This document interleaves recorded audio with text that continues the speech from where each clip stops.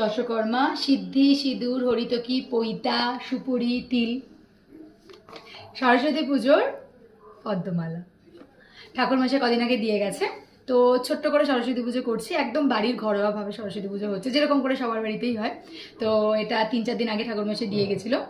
তো দেখতেই পাচ্ছ রাত্রি এখন 12টা বাজতে যাচ্ছে। কালকে একদম ভোরবেলা সরস্বতী পুজো, মানে কালকে থেকেই সরস্বতী পুজো। তো ঠাকুরমশাই একদম ভোরবেলা আসবে, সকাল সকাল মানে জানিয়ে দিয়েছে আজকে। তো এই যে সব ঠাকুরের সব জিনিসপত্র, এই যে ফল, তারপরে ওই দ্বারঘট যেটা গেটের বাইরে দেবে কলা গাছের সাথে, এগুলো সব তোমার বেলপাতা, এই যে ছোটো করে যেহেতু যজ্ঞ হবে, ছোট্ট করে একদম এই হলো একটা যজ্ঞের জন্য সৌরভ এনেছিল এরকম পুচকি, খুব সুন্দর একটা, যে ঘরের একদম ছোটোখাটো।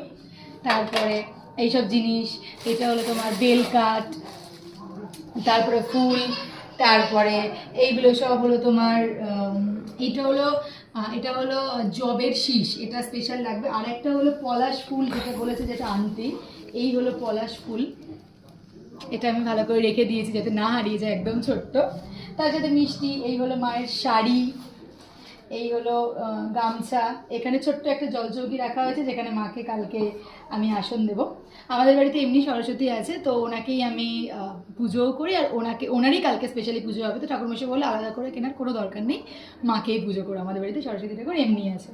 তো আর এই হলো সব ভুজি জিনিসপত্র, টুকটাক জিনিসপত্র, বাকি সব জিনিসপত্র আছে, এখনো গোছানো হয়নি। রাত্রি 12টা বাজতে যাচ্ছে, আর কালকে সকাল সকাল উঠবো। ঠাকুরমশাই একদম সকালবেলা আসবে, দেখা যাক বাকিটা কী হয়। তো কালকের দিন মা সরস্বতীকে আরাধনা করবো, তোমরা সবাই মাকে ডাকো, মা সবার নিশ্চয়ই মনস্কামনা পূরণ করবেন। টাটা।